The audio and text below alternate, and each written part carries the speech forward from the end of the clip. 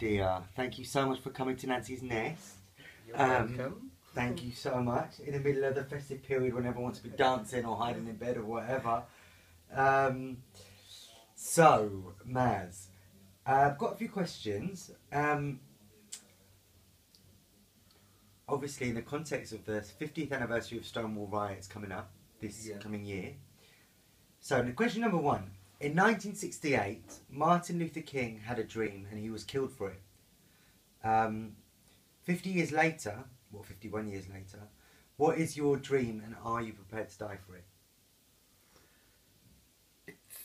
After 50 years, I think still there is so many works needs to be done to change the world in terms of like perception of homosexuality. It's not like really many of the country it's accepted, but it's still like the homophobia is there. So my dream would be to educate the people. That's the only way we can change the perception, wrong perception about the homosexuality around the world. So educate the people and also abolish all the law which is like against homophobia and homosexuality in the world. So that's the dream I do see. Amazing. Thank you, Maz. And are you and should we be prepared to die for it? I think we should not like prepare to die for it, rather than we should like live and like we should make a proper plan, make a like strategic plan, and we should make sure before we die this strategy implemented and action are taken and the world is changed. There is no homophobia in this world will exist. So amazing, Maz. Oh, so good to hear your wisdom and your dreams. Okay, so you were in a bar in 1969 and the two women sitting next to you introduced themselves as Sylvia Rivera and Marsha P. Johnson. Knowing what you know now, what do you do?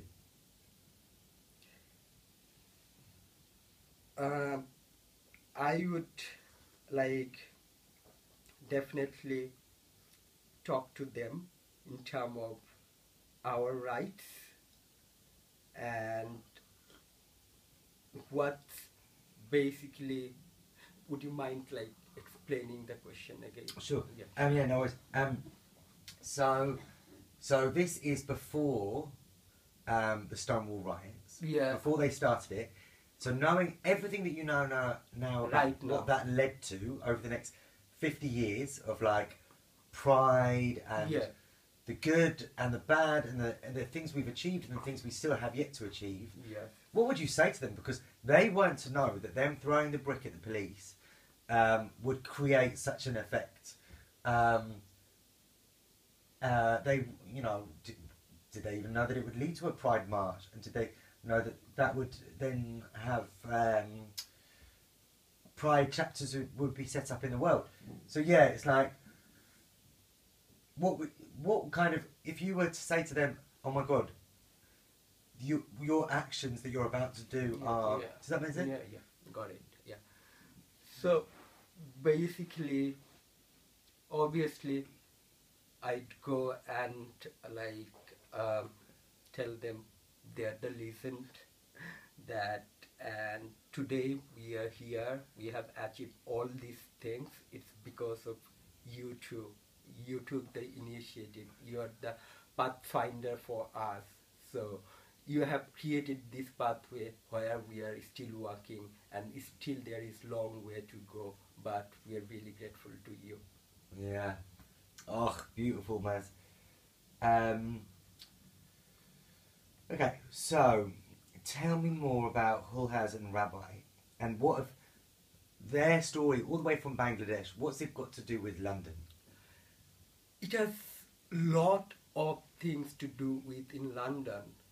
Though the murder took place back in Bangladesh, but why it happened.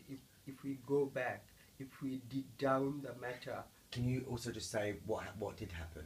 Yeah. So the Islamic terrorist group, they killed two of my friends, Julhas Mannan and Mahbub Rabi Donoy, because they are LGBT activists in Bangladesh. And Julhas, he published the Rukban magazine, first ever LGBT magazine in Bangladesh, and that was the reason they were brutally murdered back in Bangladesh in 25th April 2016. So it has got a like really good link with like in with the entire world. It's because, and especially with London, United Kingdom, it's because still that this Buggery Act and this colonial like homosexuality law was implemented by British government, which we are like now no more under like colonialism, but we got the like freedom and everything, but this law is still there, and it's because of that law like my friends suffer.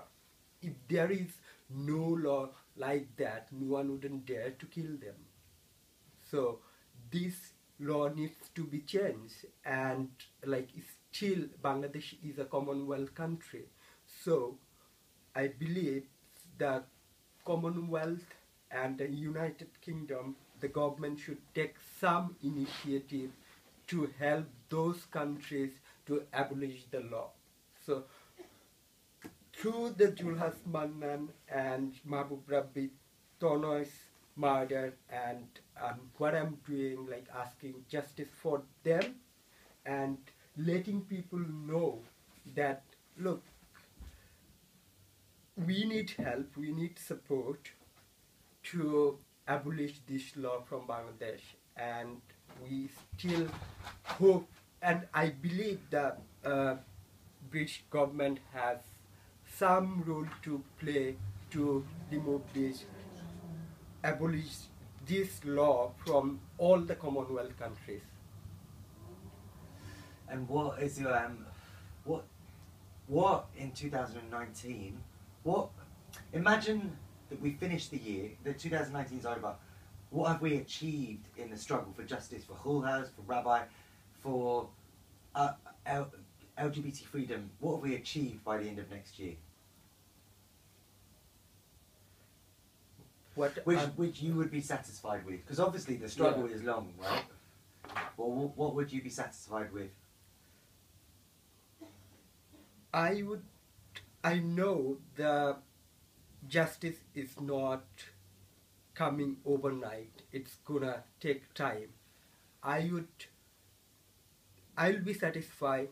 It's not only like Bangladesh, all the Commonwealth countries, also all the international human rights organization, they sort of like raise their voice for asking justice for Julhas and Tonoy, and they sort of like create a small pressure on the government so that the government take more necessary steps to expedite the justice.